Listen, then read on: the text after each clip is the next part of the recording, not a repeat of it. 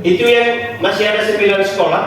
Kalau ada di antara di sini yang ada 9 sekolah itu LPD-nya akan direview ulang oleh inspektorat daerah. Kalau tidak, ya harus mengembalikan. Itu. Berikut. Ini juga terjadi ketika mutasi. Saya minta Bapak Ibu tolong ketika mutasi, ya, ketika mutasi ini yang pejabat lama serahkanlah itu. Kalau sudah serah terima itu, buatlah berita acara, serahkan itu dengan data-data aset. Jangan disembunyikan. Kalau perlu itu, ini dokumen LPJ saya. Kenapa mau disembunyi? Kalau diperiksa Bapak Ibu, kita pasti dicari. Walaupun itu misalnya kita sudah pensiun. Kecuali kalau kita sudah sodorkan sama pemeriksa, ini akta kematian. Itu sudah dicari. Sudah tidak dicari. Ya. Tinggal kepala pejabat baru, bagaimana ya? Tapi selama kita masih hidup, jangan bilang, tidak mungkin. Dia BPK bisa dia hubungi Taspen, dia blokir di sana gajinya Bapak Ibu. Ya. Jadi ini, tolong ini masalah dana bos ini tidak usah berulang-ulang kita ada kesalahan-kesalahan. Tidak usah. Kalau Bapak Ibu memang betul-betul percayakan ada satu orang staf atau guru, ya, tapi dalam merencanakan Bapak Ibu yang punya konsep, jangan biarkan dia semua. Gitu. Nah ini kelemahan kita ya.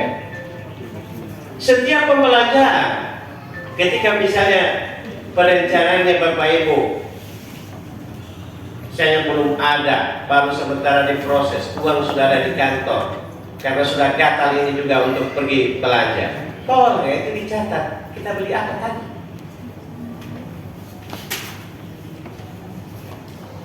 Jangan dibiarkan seperti itu. Nah inilah kelemahan-kelemahan kita. Supaya di tahun depan ketika kita diperiksa, coba-coba itu kita sirol, tidak usah ada temuan.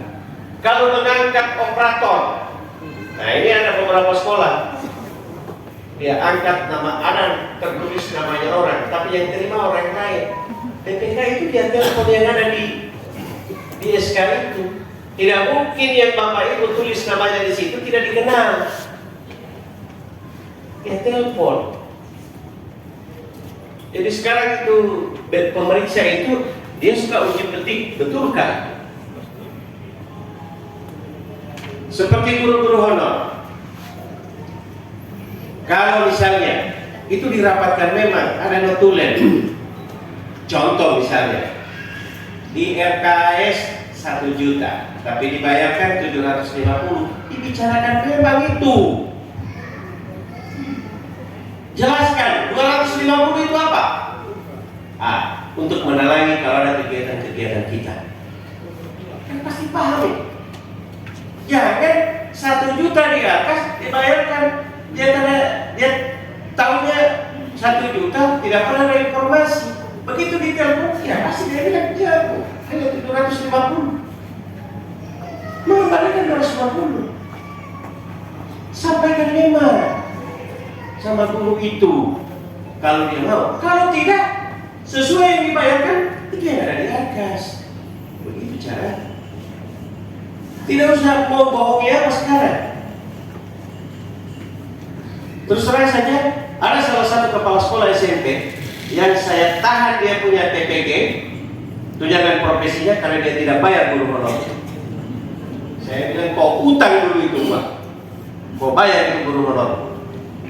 Video call dengan saya, ya bayar, baru saya kasih surat kau pergi anak kau punya TPG. Jangan itu. Kalau dia tahu baju coklat, jadi bulan-bulanan kita.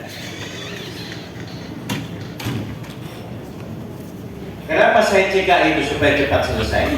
Bukan hanya Bapak Ibu kepala sekolah yang bersangkutan itu yang termasuk kepala dinas, termasuk saya, orang-orang yang terlibat di BOS itu dipanggil dulu di sana di kejaksaan. Kalau menyangkut dana BOS itu bukan tindak pidana umum, tapi tindak pidana khusus. Tidak perlu pemeriksaan polisi, langsung. Ini supaya saya ingatkan kepada kita semua. Apalagi sekarang ini ada teman kita satu mulai masuk KPK. Dia mulai masuk ini KPK perlahan-lahan ini. Ya. Jadi itu ada beberapa, ada 52 sekolah itu yang ikut sampel, beritahu memang itu guru-gurunya, jangan asal isi-isi, ya, dia pertimbangkan juga.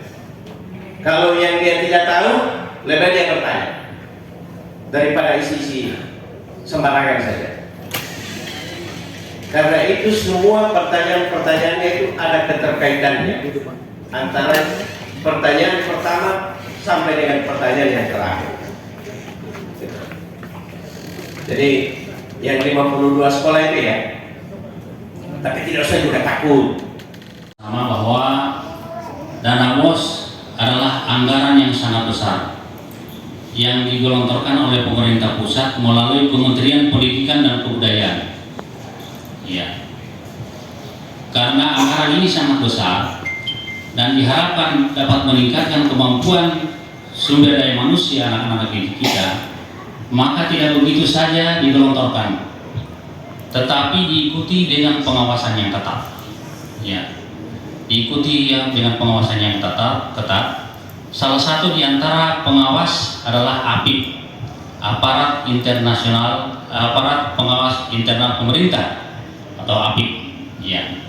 Jadi Bapak Ibu sekalian, sebelum kita lanjut tentang materi khusus tentang pelaksanaan review, maka secara umum akan kami berikan penjelasan kepada Bapak Ibu sekalian. Jangan sampai terkesan bahwa apa sih tugas inspektorat itu, apa sih fungsinya mereka. Jangan-jangan hanya sampai menakut-nakuti saja kita atau membuat mencari-cari kesalahan kita. Jadi makanya ini ada dua materi yang kami sampaikan pada hari ini. Ini pertama yang saya sampaikan materi secara umum, supaya Bapak Ibu paham tentang tugas dan fungsi kami. Kemudian yang kedua akan disampaikan oleh teman saya secara khusus tentang materi pengelolaan dana BOS atau review pengelolaan dana BOS. Jadi Bapak Ibu sekalian, apa sebenarnya itu APIP?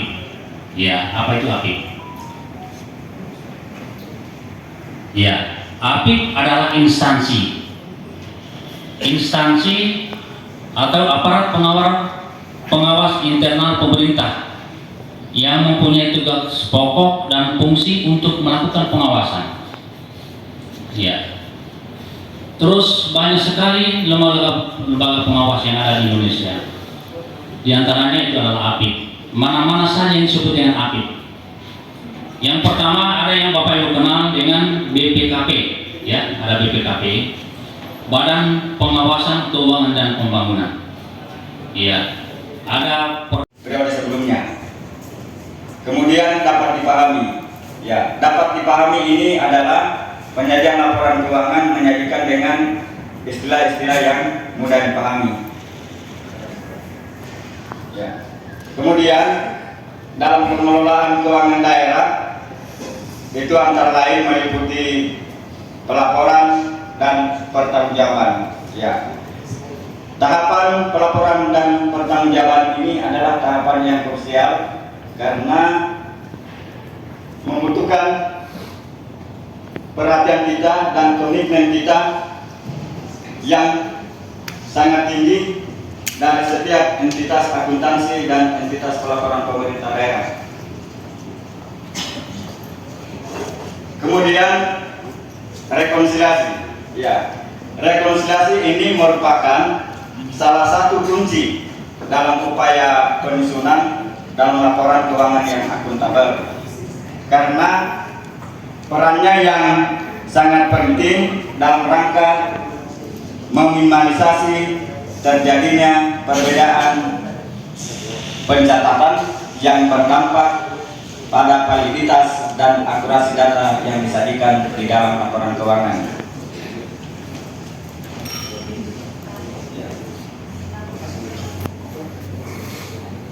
Definisi persediaan sesuai dengan PSAP, Pernyataan Standar Akuntansi Pemerintah 05, adalah aset lancar dalam bentuk barang atau perlengkapan yang dimaksudkan untuk mendukung kegiatan operasional pemerintah daerah dan barang-barang yang dimaksudkan untuk dijual dan atau diserahkan dalam rangka pelayanan kepada masyarakat. Kemudian pengakuan persediaan. Persediaan itu diakui pada saat potensi manfaat ekonomi masa depan diperoleh atau mempunyai nilai atau biaya yang dapat diukur dengan andal, dan juga diakui pada saat diterima dan hak kepemilikannya atau kepenguasaannya berpindah. Kemudian bagaimana pengukuran persediaan? Pengukuran persediaan dalam kebijakan akuntansi pemerintah daerah kita adalah ada 3. Pertama, biaya perolehan. Yang kedua, harga pokok produksi. Yang ketiga, nilai wajar. Di sini biaya pengukuran persediaan dan laporan dana bos itu kita menggunakan biaya perolehan dengan pemilihan. Kemudian sistem penilaian persediaan. Sistem penilaian persediaan itu sesuai dengan kebijakan akuntansi pemerintah daerah, itu kita menggunakan NPKP atau FIFO. Maksud pertama, keluar pertama, first in, first out, di mana nilai barang yang pertama kali dibeli merupakan nilai barang yang digunakan, dipakai, dijual, dan atau diserahkan pertama kali. Kemudian metode, apalagi satpam keamanan, betul itu?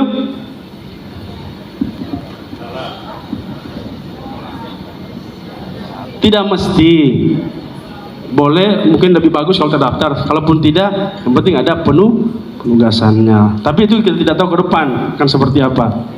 Karena permasalahannya sudah banyak temuan, seperti saya sampaikan tadi, ditulis itu penerimaan honor tenaga administrasi A. Setelah dicek, tidak ada orangnya, atau ada atas nama. Ini sudah ada kejadian di SMP mengembalikan, ada di Ranometo Barat kalau tidak salah, ya, mengembalikan. Ya. Nah, seperti ini, misalkan ini yang terjadi selama ini, mungkin kita ada pemahaman mungkin yang masih tidak ketemu, sehingga mungkin Bapak Ibu selama ini setelah melakukan penyusunan penganggaran banyak yang ditolak, salah satunya di sini.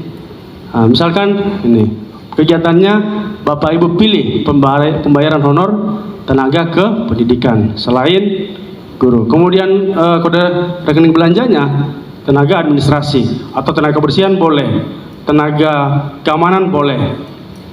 Nah, itu kan masih warga jasa pendidikan kan, selain guru.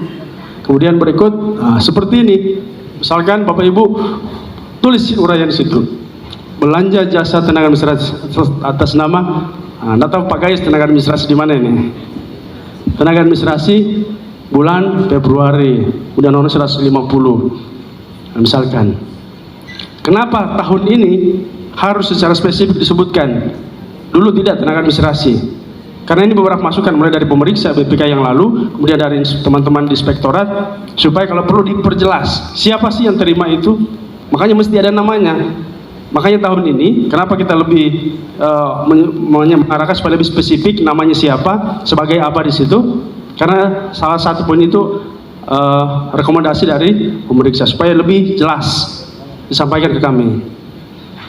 Nah, kemudian pada saat diinput, mungkin Bapak Ibu menginput seperti ini ya. Belanja jasa tenaga administrasi atas nama Gayus Eskom bulan Februari, Januari, April, Februari dan seterusnya di checklist. Betul tidak? Apakah betul itu? Kepala sekolah dengan bendahara saja yang tahu. Bisa ya Bapak Ibu? Karena sifatnya sensitif. Nah, seperti ini, pada saat misalkan Bapak Ibu untuk yang registrasi awal, ini saya cuma berikan gambaran karena saya sudah tahu secara keseluruhan sudah melakukan penatausahaan atau melakukan perencanaan di Arkasnya, bahkan sampai penatausahaan. Pada saat awal misalkan Bapak Ibu mengaktifkan aplikasi Arkasnya, di situ ada notifikasi untuk menginputkan NPC dan kode aktivasi. Tapi wajib nanti minta reset melalui admin markas. Setelah itu nanti didaftar, masukkan email, password, konfirmasi password dan seterusnya harus daftar. Setelah itu akan seperti ini. Nah, di sini ada unduh data dari markas. Artinya itu untuk menyesuaikan data yang Bapak Ibu miliki di markas sehingga datanya bisa masuk ke Arkas. Bukan kayak dulu, tinggal saya punya database, tinggal saya sinkron. Yang jadi masalah cara sinkronnya bagaimana? Ada tidak tombol sinkron di Arkas 4? Ada? Tidak ada. Kemudian berikutnya, ini yang disampaikan, mohon dihindari untuk melakukan backup dan restore database secara manual, berpindah-pindah aplikasi menggunakan Arkas 4 dan sebagainya, apalagi database itu bisa menyebabkan konsistensi data antara Arkas dan markas. Itu bisa terjadi. Di dalam sistem ada beberapa sekolah yang sudah melakukan sampai bulan Juni, dicek di markas tidak terbaca secara keseluruhan. Secara umum, salah satunya penyebabnya artinya bukan cuma itu, tapi salah satu penyebabnya tadi backup database. Kemudian poin yang kedua, pada saat mungkin Bapak Ibu aktifkan di perencanaan atau di Arkasnya, utamanya di dalam penyusunan penatausahaan atau pada saat menyusun BKU, ini sudah banyak kemarin laporan, sudah ada sempat ketemu saya, artinya saya bersama Pak Gayus bersama-sama ada beberapa sekolah melakukan penginputan di dalam BKU-nya karena tidak melihat settingan tanggal. Itu akan berpengaruh, punya pengaruh besar. Jika settingan tanggalnya di laptopnya Bapak Ibu tidak sesuai, itu akan berpengaruh pada saat diinput di penatausahaan di BKU, pasti berpengaruh. Karena sudah dapat, sudah banyak yang melapor terkait hal itu. Jadi tolong dicek tanggalnya. Kemudian berikut seperti ini akan diunduh, artinya mengambil data dari markas. Nah, setelah selesai ya tinggal simpan, akan seperti ini. Ya, tinggal masuk, lanjut. Artinya tinggal diikuti instruksi yang ada. Kemudian proses aktivasi BKU, pada saat Bapak Ibu misalkan melakukan aktivasi, di situ ada anggarannya. Tidak perlu ditanyakan berapa pagu. Kemudian aktivasi kertas kerja, nah, ini tinggal disesuaikan. Nah, untuk lembar kerja yang ada di dalam Arkas yang perlu saya ingatkan, di situ ada tambah kegiatan dan perbaharui data kegiatan. Mungkin bisa memberikan saya informasi apa maksud dari, kalau yang mungkin tambah itu kayaknya tidak masalah. Yang kedua yang memperbaharui data kegiatan. Tadi bisa bantu Bapak Ibu?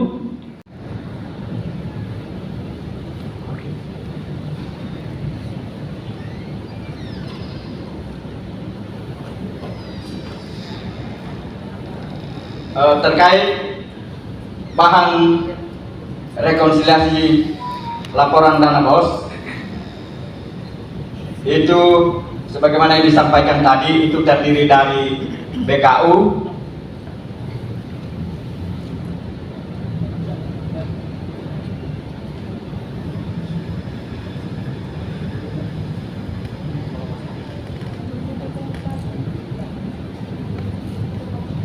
Ya,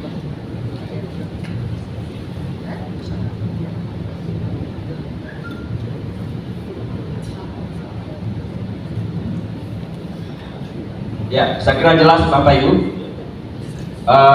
Di sini kami menyampaikan format buku kas umum. Ya, jadi diharapkan supaya dalam penyampaian rekonsiliasi itu buku kas umumnya bisa sama semua, jadi tidak beda-beda lagi.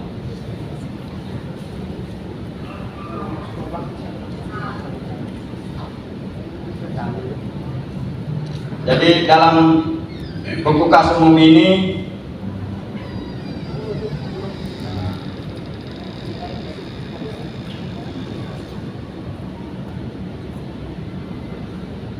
ada kolom untuk pengisian tanggalnya, kemudian kode kegiatan.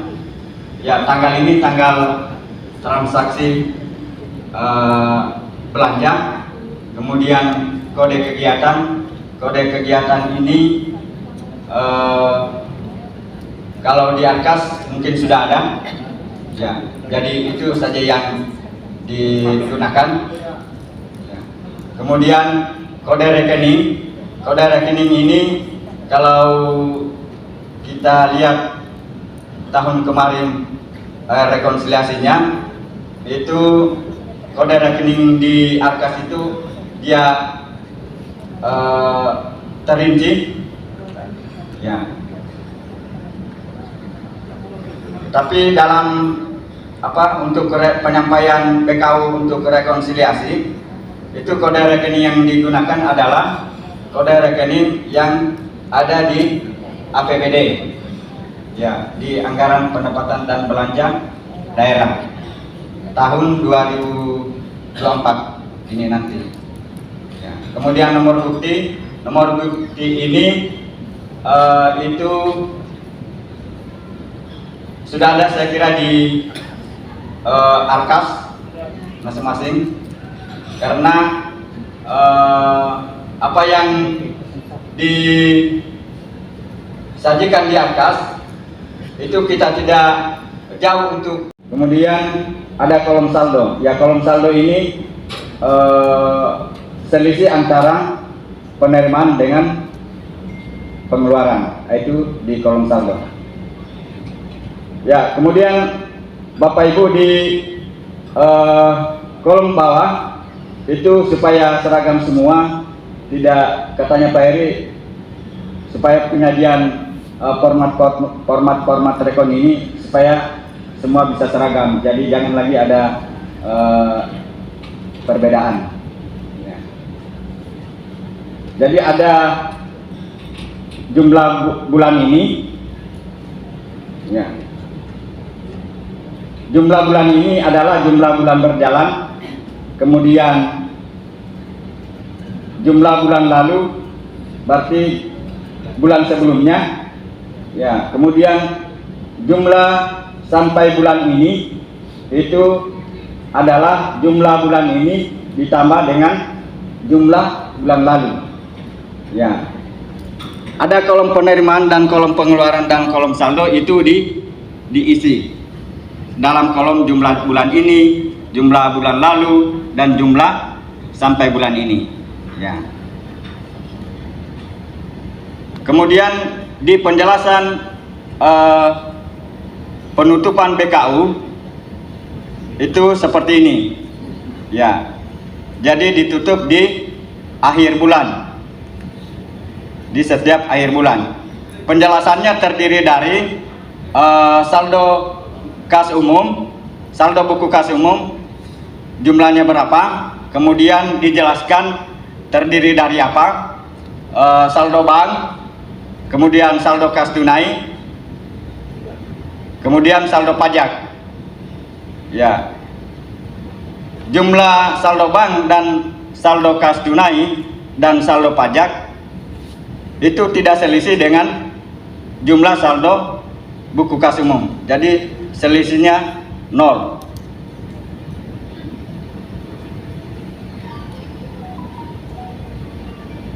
Kemudian yang di sini diisi tempat pelaporan dan tanggal pelaporan. Ya. Kemudian menyetujui kepala sekolah. Ya.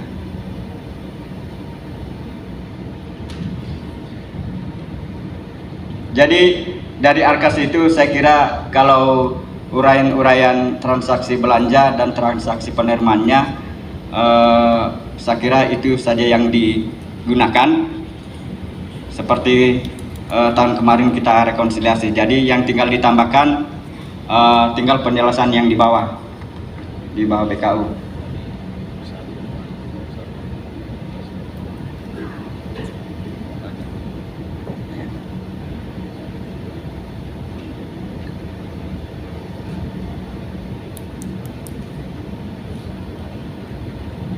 Jadi di kolom uraian ini